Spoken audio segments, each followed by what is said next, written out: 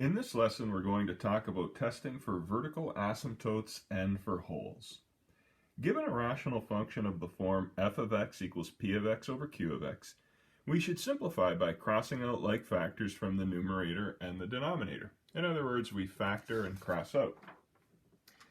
There's a hole at x equals c if the factor x minus c is present in both the numerator and denominator, and if it is present to a greater than or equal degree in the numerator.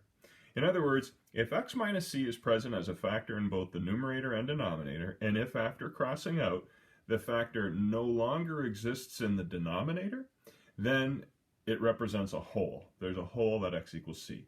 To determine the y-coordinate of the hole, plug the x value of c into the simplified rational expression.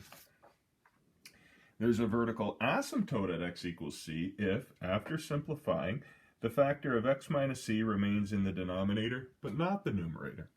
In other words, if after simplifying we get a value of 0 in the denominator, but not the numerator at x equals c, then there is a vertical asymptote there. Now let's talk about horizontal and oblique asymptotes.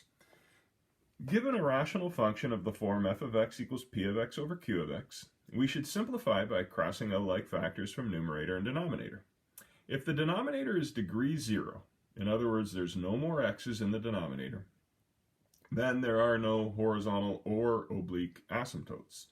And if the denominator is not degree 0, in other words, after crossing out we still have x's in the denominator, then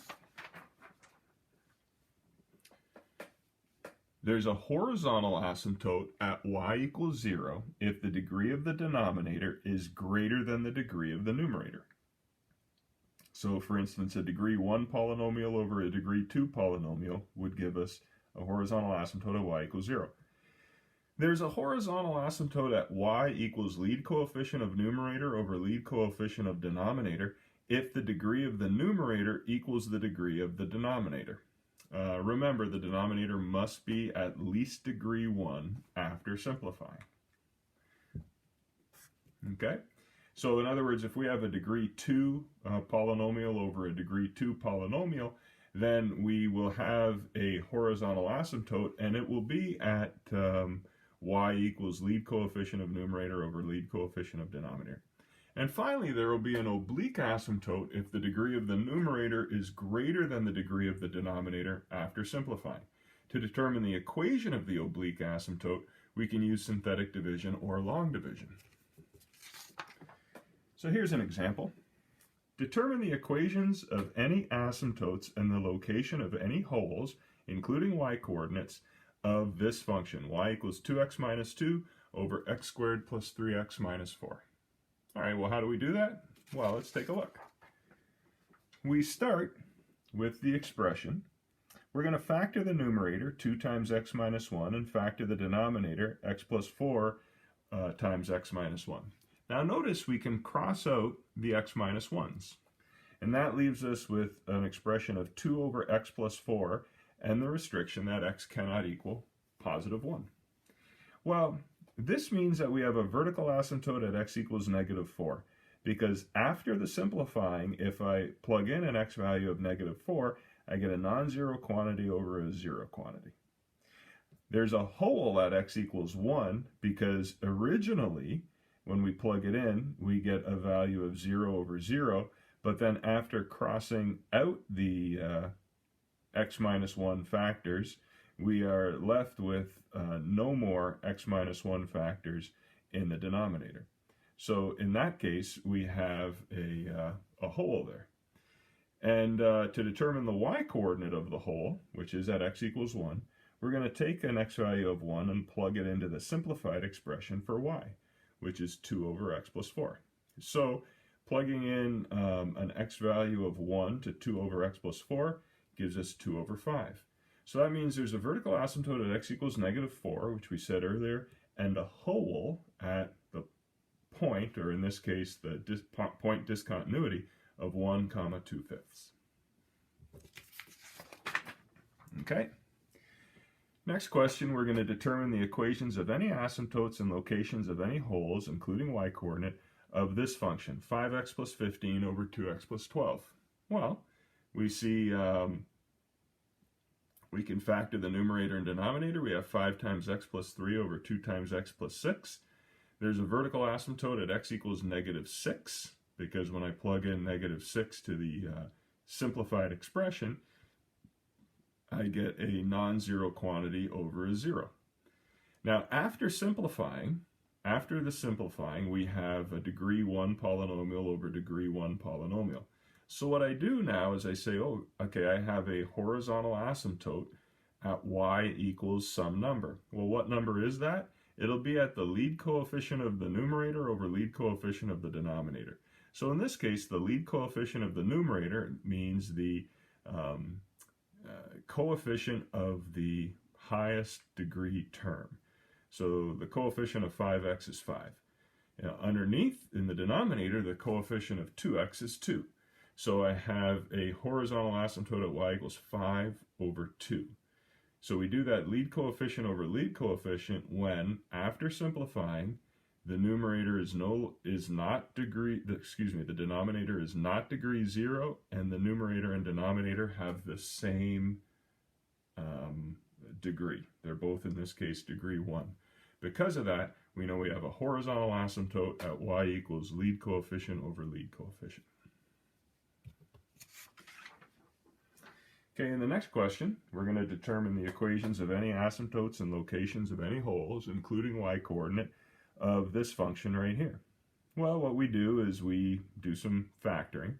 We have 3 times x squared plus 5x minus 6 over 4 times x squared minus 5x minus 6. That's 3 times x plus 6 times x minus 1 over 4 times x minus 6, x plus 1. It almost looks like we can cross out, but we can't. So what we have is a vertical asymptote at x equals 6, because after simplifying, an x value of 6 will make the denominator equal 0, but not the numerator. And after simplifying, an x value of negative 1 will make the denominator equal 0, but not the numerator. So we have a vertical asymptote at x equals 6 and at x equals negative 1. Now, after simplifying, the degree of the numerator and denominator are equal and are at least 1. In this case, they were both degree 2. Just to remind you, the degree of the numerator was 2 and the degree of the denominator was 2. So, we have a horizontal asymptote at y equals lead coefficient of numerator over lead coefficient of denominator. Well, what's the lead coefficient of the numerator? Look up here, it's a 3. That's the coefficient of the largest degree term. And the lead coefficient of the denominator is 4, because that's the coefficient of the largest degree term. So at y equals 3 over 4, we have a horizontal asymptote. Okay? And that'll go along with the vertical asymptotes that we talked about earlier on the previous page at x equals 6 and at x equals negative 1. Now, we want to determine, in this case, the equations of any asymptotes and locations of any holes, including y-coordinate, of this function. So it looks a lot like the previous function. The numerator factors to 3 times x squared minus 5x minus 6. The denominator is 4 times x squared minus 5x minus 6. You might be tempted to cross these out right now, but don't do it yet, because you want to, if possible, get them into their linear factors, because you want to know where the holes are, at what x values we have holes.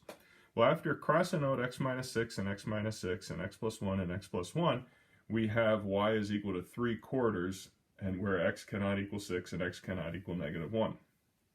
That tells me, because I crossed out, because at x equals 6 I had 0 over 0 to start, but then after crossing out they were all eliminated, that tells me there's a hole at x equals 6. And because I had x plus 1 and x plus 1, one factor in each, the numerator and denominator, but after crossing out they were all gone, that tells me that there's a hole at x equals negative 1 as well. So the y-coord, so what I've got is a hole here and a hole here. Now what I do is I go to the simplified version of the rational expression, which is in this case 3 over 4, and I say, what would y equal? Remember, y is equal to 3 over 4.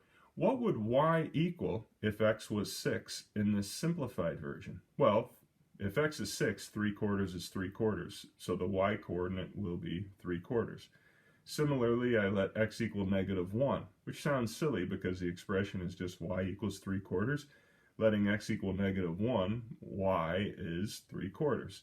So in both the case of x equaling 6 or x equaling -1, the simplified version of the rational expression, which is right here, is 3/4. So we can say the y coordinate of both of the holes will be 3/4. So that means we've got a hole at 6, 3/4 and a hole at -1, 3/4. Now, because after simplifying we had no more x's in the denominator at all, that meant that we had no horizontal, oblique, or vertical asymptotes. Okay, after simplifying, our denominator was just 4, no x's at all. So we had no vertical, no horizontal, or oblique asymptotes, and the holes, as we said earlier, were at -1 3/4 and 6 3/4. Now in this case, we'll determine the equations of any asymptotes and locations of any holes, including y coordinates of this function, x squared minus 2x plus 4 over x minus 3. Well, this numerator doesn't factor. You can check it with the quadratic formula if you want, but there are no zeros to this numerator at all. So this is actually the simplified version of the rational expression. That means at x equals 3, the denominator equals 0, but not the numerator, so we have a vertical asymptote at x equals 3. Now, we've got a degree 2 function over a degree 1 function. That means we have an oblique asymptote. If after simplifying, the denominator still has x's in it, and you have a larger degree over a smaller degree, that is the case of an oblique asymptote. Now, to get the equation of the oblique asymptote, we're going to use long division or synthetic division. Specifically, we're going to divide x minus 3 into x squared minus 2x plus 4. So, setting up our synthetic division, we have, you can use long division if you want. We have 3 here, x squared minus 2x plus 4. Bring down the 1. 3 times 1 is 3. -2 plus 3 is 1. 3 times 1 is 3. 4 plus 3 is 7. So what this means is that instead of saying y equals x squared minus 2x plus 4 all over x minus 3, we can say y equals x plus 1 plus 7 over x minus 3. Now, what we have, as you could tell earlier, we're going to have a vertical asymptote at x equals 3 because it makes the, after simplifying, it makes the numerator be non-zero and the denominator be 0. So we can see that we're going to have a vertical asymptote at x equals 3, which kind of shows up here as well. And we're going to have an oblique asymptote right here at y equals x plus 1.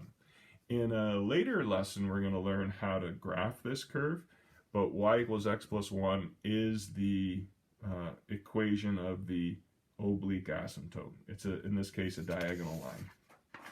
And finally, we'll do this question here. We've got the rational function y equals ax plus 8 over bx minus 1. And we're told that this function has a horizontal asymptote at y equals 8 and a vertical asymptote at x equals -5. Okay, very well. Well, we've got degree 1 over degree 1. So if there's going to be a vertical asymptote at x equals -5, that means letting x equal -5 right here will give us a denominator of 0. So if I let x equal -5, b times -5 minus 1 is 0. That means -5b minus 1 is 0. So -5b is equal to 1. B is equal to -1/5. So basically, I know I've got y equals ax plus 8 over -1/5 x minus 1. That's going to give me my vertical asymptote at x equals -5. Now, because I've got degree 1 over degree 1, I know that my horizontal asymptote will be at y equals leading coefficient over leading coefficient. Well, the coefficient of the numerator is a, and the coefficient of the denominator is b, the lead coefficient, I should say.